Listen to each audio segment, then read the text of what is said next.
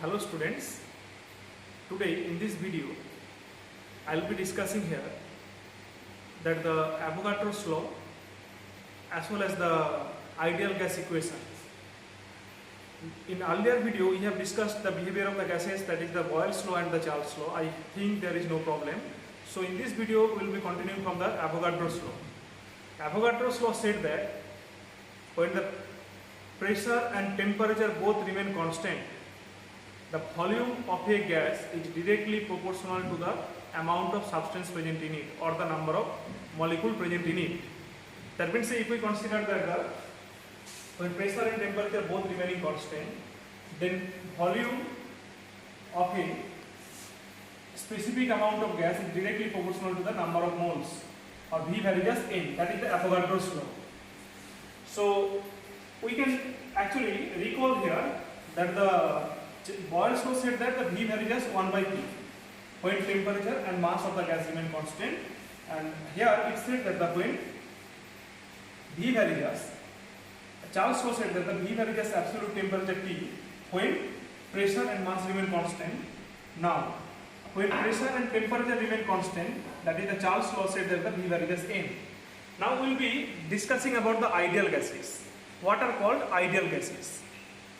Those gases which obey the PV equal to nRT equation, that is the ideal gas equation that I am going to derive now. So that is known as the ideal gases. So first of all, say from the Boyle's law what we have got, V varies 1 by P from Boyle's law when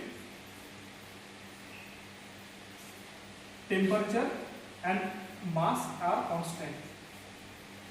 Now V varies T from we have got from Charles law. Charles law when P, pressure and mass remain constant, and V varies N from the Avogadro's law. Avogadro's law when temperature and pressure remain constant, Tp are constant. Now see, if we combine these three equations, then what we are getting? V varies N into T divided by P. Now what will happen here? Then V varies in NT by P means, so proportionality sign, if you want to remove this one, then it will be, there will be equal sign, and then there will be a nRT divided by P. So what is coming? So see, there R is a constant. R is a constant, it will have a different value in the different unit. Now here you see, if we consider this one, then PV equal to nRT is coming. N is the number of moles. So those gases which obey this equation, PV equal to nRT, that is known as the ideal gases. Okay, and this is the ideal gas equation. And for 1 mole gases, the equation will turn into the PV equal to RT. Now this R, this is known as the universal gas constant. It will have a different value in different unit. So PV, that will be equal to nRT. Now N equal to R equal to, we can write here, PV divided by nRT. Now for 1 mole, the N will be 1, so ultimately it will be coming here the PV divided by RT. Now if we consider that the pressure is in the atmosphere unit, so that means at 1 mole means that pressure will be 1 atmosphere, and the molar volume of the gases is equal to 22.4, and then N into T, R equal to N into T, N equal to, we have put 1 mole, and the temperature at NTP, that is the 273 Kelvin. So if we do this one calculation, then it will be coming here 0.082 liter atmosphere. 0.082 liter atmosphere. So see, this is, the value of R, or universal gas constant, in the liter atmosphere unit. Now if you consider the CGS unit, obviously in this way you can calculate, that will be a definite value, and for SI unit also it will be 8.314 joule. So that value can be calculated by putting the pressure, volume and temperature in that SI unit only. So in this way we can calculate the value of R. Now from this PV equal to nRT equation, we can derive the relation between the density and temperature of the gases. Here you see we have got what? PV equal to nRT. Now PV equals to, we can write here, N means the amount of substance divided by the molecular mass into RT. So here W is the amount and M is the molecular mass of the substance. Now can we write here the P into, if we rearrange the equation, Pm equal to W by V into RT. And mass by volume, what is this? This is known as the density. Density. So Pm equals to dRT, or D equals to what? Pm divided by RT. That means for a specific amount of for a specific gas, M is a constant, R is also a constant, and temperature at a specified temperature, we can write what? D varies P at a constant temperature. At a constant temperature. Now, what will happen here, you know? See, once again I am just telling here, PV equal to nRT, and PV equal to, we can write the amount divided by the molecular mass of the gas, RT.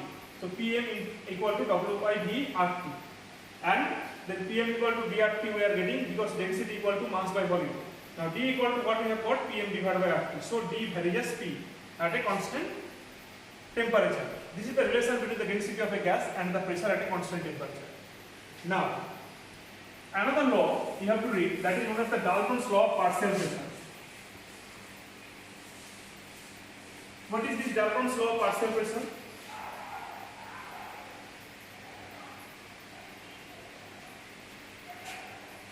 Dalton's law of partial pressure.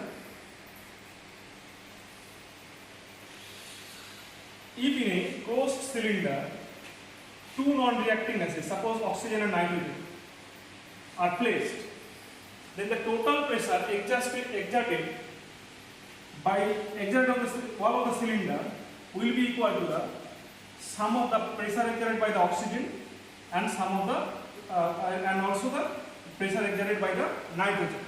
Let us consider that oxygen will actually exert pressure on the wall PO2, and for nitrogen if it is the PN2, then we can write here the total pressure P total equal to PO2 and the PN2.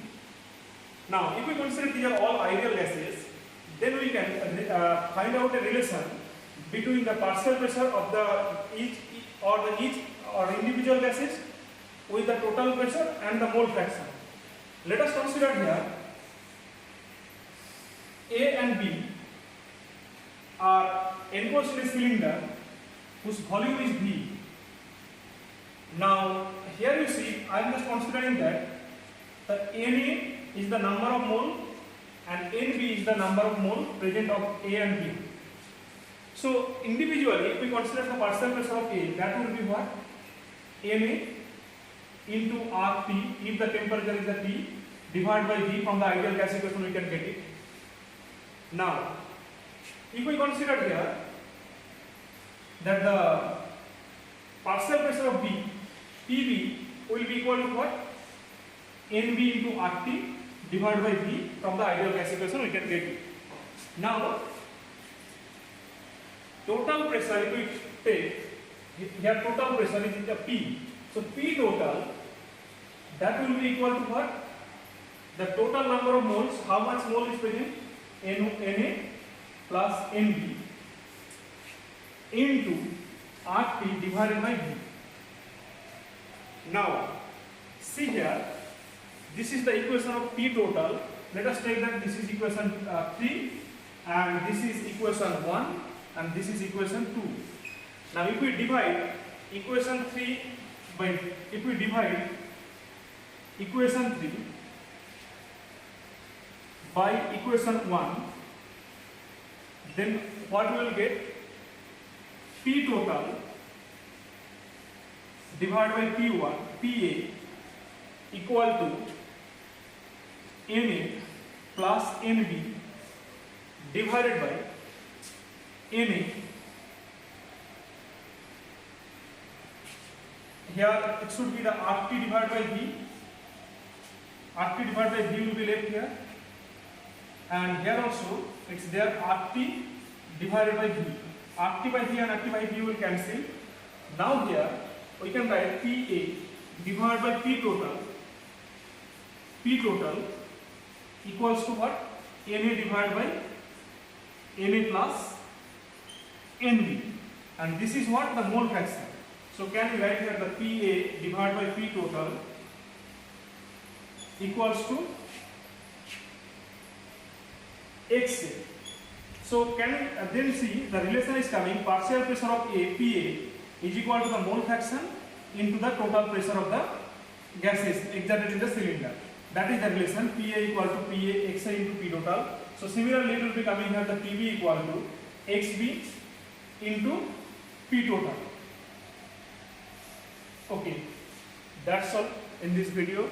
So in the next video we will be discussing about the kinetic molecular theory of gases and the deviation of some gases from the ideal behavior.